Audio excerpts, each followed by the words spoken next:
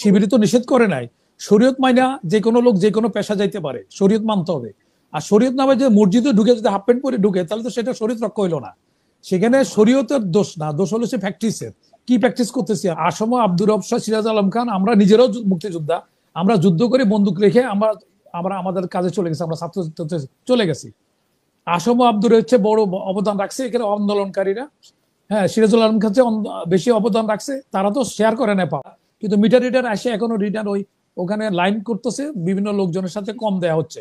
এবং কি বড় বড় কোম্পানিগুলি গ্যাসের পয়সা দিচ্ছে না ওখানে, তাদের রাজ্যের মধ্যে ওখানে অন্যরা যাইতে পারে না, গেলে তাদের নিজস্ব পত্রিকা আছে, মিডিয়া আছে, তখন ওই অফিসার শত অফিসার গেলে তাদের বিরুদ্ধে চরিত্র হনন করা হয়। আমরা সবাই কিন্তু ব্যস্ত যেতে চাই, কিন্তু আমাদের এখানে যারা আছে সবাই ব্যস্ত যেতে চায়, কেউ ব্যস্ত দোজক যাইতে চায় না। কিন্তু যদি বলেন যে মরতে হবে, তাহলে কিন্তু কেউ রাজি না। তো না বললে ব্যস্ত যাবেন কি করে? আমরা বন্ধ চাচ্ছি, কিন্তু আমরা প্র্যাকটিস করতেছি না। আমরা কিন্তু সাদাবাজিটা আগে তো নিজে প্র্যাকটিস করতে হবে। আমরা যদি দেখি রাজনীতিবিদদের কর্মকাণ্ড, তাহলে নমিনেশন বিক্রি করতেছে, এটা ওয়ান কাইন্ড অফ সাদাবাজি। তারপরে আপনার অন্য অন্য কাজ তো আছেই। চাঁদা যারা দেয়, আমাকে আমার এক বন্ধু বললো যে ভাই, তোমরা চাঁদাবাজি নিয়ে, ঘুষ নিয়ে কোনো কথা বললো না মিডিয়াতে, কেন? আমি জিজ্ঞাসা করলাম কেন? বলে যে ভাই, যার কেউ নাই তার হলো বন্ধু হলো এই ঘুষ, ঘুষ দিয়ে সে তার কাজটা আদায় করে, যেহেতু সিস্টেমে কাজ করে না। তো ভাই, তোমরা যখন বন্ধ করতে পারবে না, খামাকে এটা বলে আমাদের গরিবের বিপদে ফেলাইও না, কারণ আমরা চাঁদা টান্দা দিয়ে কোনো মতে নিজের কাজগুলি করাইনি। আমাদের এখানে বিদ্যুৎ হতে শুরু করে কোনো সার্ভিস ডেলিভারি প্রতিষ্ঠান আমাদের সার্ভিস দিচ্ছে না, ওখানে টাকা দিতে হচ্ছে। এখন সেই ইচ্ছায় অনিচ্ছায়, ইচ্ছে কেউ চাঁদা দেয় না, চাঁদা দিয়ে বাধ্য হচ্ছে।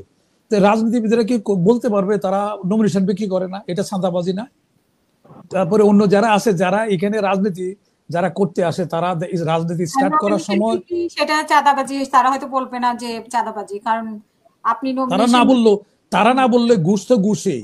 ঘুষ যেমন লাইট জ্বালাই খেলো সেটা মিষ্টি, তার ধর্ম হলো মিষ্টি, আর লাইট অফ করে খেলো মিষ্টি, লাইট জ্বালাই খেলো সেটা মিষ্টি, তার ধর্ম এটা। তো টাকা যখন নেওয়া হয় কারো থেকে, সে কিন্তু বিনিময় করে, সে একটা অবৈধ অ্যাডভান্টেজ নেবার চায়।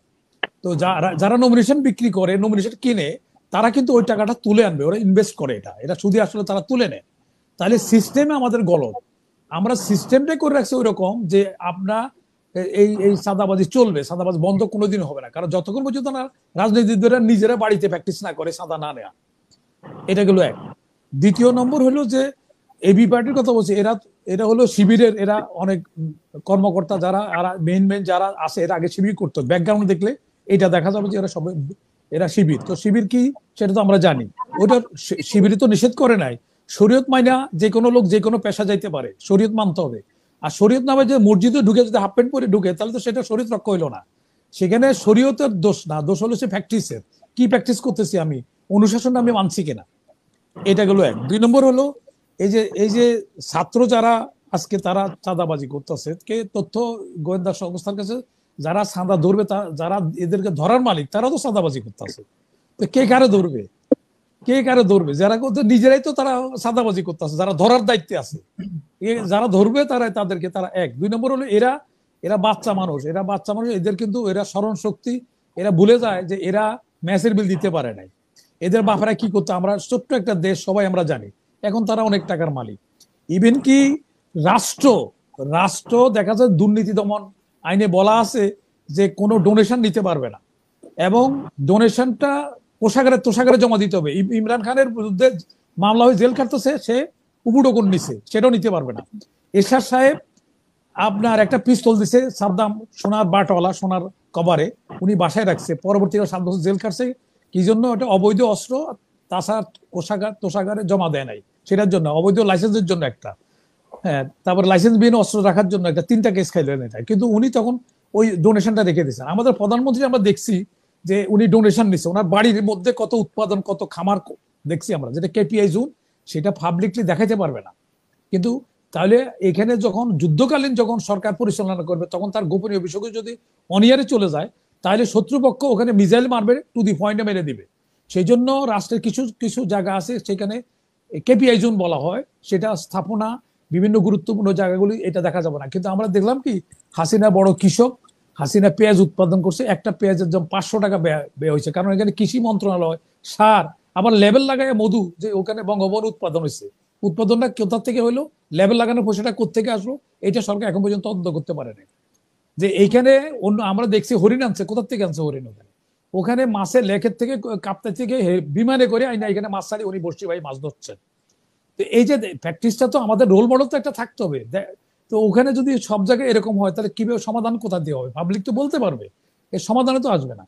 তো এখন আমাদেরকে সময় আসছে এই যে এইগুলি আমরা দেখেন, আমাদের বর্তমান গভর্নমেন্ট তো ছাত্রদেরকে চরিত্র নষ্ট করে দিছে। কারণ আমরা আসম আব্দুর রব শাহ, সিরাজ আলম খান, আমরা নিজেরাও মুক্তিযোদ্ধা, আমরা যুদ্ধ করে বন্দুক রেখে আমরা আমরা আমাদের কাজে চলে গেছি, আমরা ছাত্র চলে গেছি। আসম আব্দুর হচ্ছে বড় অবদান রাখছে এখানে আন্দোলনকারীরা, হ্যাঁ সিরাজুল আলম খান বেশি অবদান রাখছে, তারা তো শেয়ার করে নেয় পাওয়ার। কিন্তু এইখানে দেখা এখন বয়স, ভোটের বয়স 15 বছর করছে, তার মানে লেখাপড়ার দরকার নাই, এমপি হইতে হবে আর মন্ত্রী হইতে হবে। যেখানে চাকরি পাচ্ছে না তারা এখন, যারা চাকরি এত পরিশ্রম করে লেখাপড়া করে তারা বিসিএস দিচ্ছে, তাদেরকে সাথ রাখতে হবে। তো এখন এই যে সর্বনাশটা করে দিচ্ছে, প্রথম থেকে সর্বনাশ করছে এই সরকার ছাত্রদেরকে এই রাজনীতির মধ্যে ঢুকাইয়া। তাদের উচিত ছিল তোমরা আন্দোলন করছো, থ্যাঙ্কস তোমাদের অবদানের জন্য, এবং তোমাদেরকে তোমাদের কাজে যাও, তোমরা লেখাপড়া করো, ভবিষ্যতে তোমরা কম্পিটিশনে টিকতে হবে, বিশ্ব ওয়ার্ল্ডের বিভিন্ন ইয়েতে তোমরা প্রতিযোগিতা তোমরা টিকে থাকতে হবে। সুতরাং এটা টেম্পোরারি বিষয়, রাজনীতির টেম্পোরারি বিষয়, একটা মেয়াদ কতদিন তারা নিজেরাই জানে না। তাহলে তার এই লোকটার যে স্ট্যান্ডার্ডটা বাড়াই দিল, এই ভবিষ্যতে সহকারী সচিব হইতে পারবে না, এসিস্ট্যান্ট ইঞ্জিনিয়ার হইতে পারবে না, কি হবে? তাহলে কি করবে সে? আর তারপরে অবৈধ যেগুলি কামাচ্ছে এগুলি তো হাসিনার মতো, এগুলি আবার বিভিন্ন জায়গায় খবরগুলি হবে কোথা থেকে আসছে, আবার দুর্নীতি মামলা হবে, আবার এরা জেলে যাবে, নাহলে পালাইতে হবে হাসিনার মতো। তো তাহলে এই যে আমরা প্রথমে তো গলতটা করলো এই গভর্নমেন্ট কেন এদেরকে ক্ষমতা দেওয়া রাখছে? এমন এত কিছু বলার পরও একটা স্থানীয় সরকার মন্ত্রী, আগে সবচেয়ে সিনিয়র পার্টির মহাসচিব হলো, তারা করতো। এখন একটা বাচ্চা ছেলের অভিজ্ঞতা নেই, তাকে স্থানীয় সরকার মন্ত্রণালয়, যে এত কথা উঠছে তার বাপ নিয়া, চাচা নিয়া, তারপরে টাকা নিয়ে, অস্ত্র নিয়ে, কিন্তু এখন রিসাবলিং হচ্ছে না। তাহলে এটা প্রশ্রয় দেওয়া হচ্ছে, এটা ডক্টর ইউনূস সাহেব নিজে প্রশ্রয় দিচ্ছেন। তো প্রশ্রয় দিলে তো তারা এরকম করবে যে এইরকম হইলে কোনো কিছু হয় না। তাহলে এটা তো রাজনীতির সরকার করতে পারে, পলিটিক্যাল গভর্নমেন্ট করতে পারে, কিন্তু ইন্টারিয়াম গভর্নমেন্ট তাতে কোনো ইয়ে নাই যে ভবিষ্যৎ এসে আবার ইলেকশন করবে, এই ধরনের কোনো চিন্তাধারা তো নাই। তাহলে এগুলি কেন প্রশ্রয় দিচ্ছেন? এখন উনি দৃষ্টান্তমূলক কোনো ব্যবস্থা নিতে পারছেন না।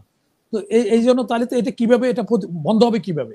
কোনো, এটা তো কোনো দৃষ্টান্তমূলক কোনো, উনি নিজে তো করতেছে না, যেগুলি ওনার নলেজে আসছে। রিসাবলিং করাটা রুটিন ওয়ার্ক, এত কথার বড় একটা তার পরিবর্তন হচ্ছে না, যেহেতু পত্রপাঠে বিদায় হওয়ার কথা কিন্তু হচ্ছে না। তাহলে দেখা যাচ্ছে যে সরকার এগুলি প্রশ্রয় দিচ্ছে। আর এই আমরা এখন ওই যে আমার বন্ধুর ভাষায় বলতে হয় যে ঘুষ হলে গরিবের বন্ধু, চাঁদা হলে গরিবের বন্ধু, গরিব এটা দিয়ে কাজ করায়। যেহেতু আমার সিস্টেম কাজ করছে না, সিস্টেমটা ডেভেলপ করতে, এগুলো বন্ধ করতে গেলে সিস্টেম ডেভেলপ করতে হবে, নর্মালি কাজ হয়ে যাবে। একটা যে কোনো একটা টেলিফোন নিলে অটোমেটিক দরখাস্ত করলে চলে আসবে, পানি চলে আসবে, বিদ্যুৎ চলে আসবে, কিন্তু সেটা হচ্ছে না। বিদ্যুতের ওই যে মিটার রিডার হচ্ছে, মিটার আজকাল ডিজিটাল হচ্ছে আমরা, কিন্তু মিটার রিডার আসে এখনো রিডার ওই ওখানে লাইন করতেছে, বিভিন্ন লোকজনের সাথে কম দেয়া হচ্ছে। এবং কি বড় বড় কোম্পানিগুলি গ্যাসের পয়সা দিচ্ছে না, ওখানে তাদের রাজ্যের মধ্যে ওখানে অন্যরা যাইতে পারে না, গেলে তাদের নিজস্ব পত্রিকা আছে, মিডিয়া আছে, তখন ওই অফিসার, শত অফিসার গেলে তাদের বিরুদ্ধে চরিত্র হনন করা হয়। কিন্তু সেখানে তারা বিল দিচ্ছে না, তারা অবৈধভাবে বিদ্যুৎ গ্যাস যেটা কনজিউম করতেছে তার সিকিভাগও তারা দেখাচ্ছে না অফিসিয়ালি। তো এখন এই কথাগুলি আমরা তো বলছি, আমরা বলতে পারি, আমরা কতজনের এই বিরুদ্ধে আমরা শত্রুতা করবো? আমরা বললে তো যাদের এগেনস্টে যায় তারা কিন্তু শত্রু হয়ে যায়। তখন দেখা যাচ্ছে যে তখন আমাদের পিছনে লাগবে, আমাদেরকে চোর ডাকাত বানাবে। তো এই জন্য আমরা তারপরে কি আমরা এসে দেখে বসে থাকবো না? দেশকে যারা ভালোবাসে তারা বলে যাবে, কি হবে না হবে তারা বলে যাবে, আমরা সেই কাজটুকু করতেছি। ধন্যবাদ।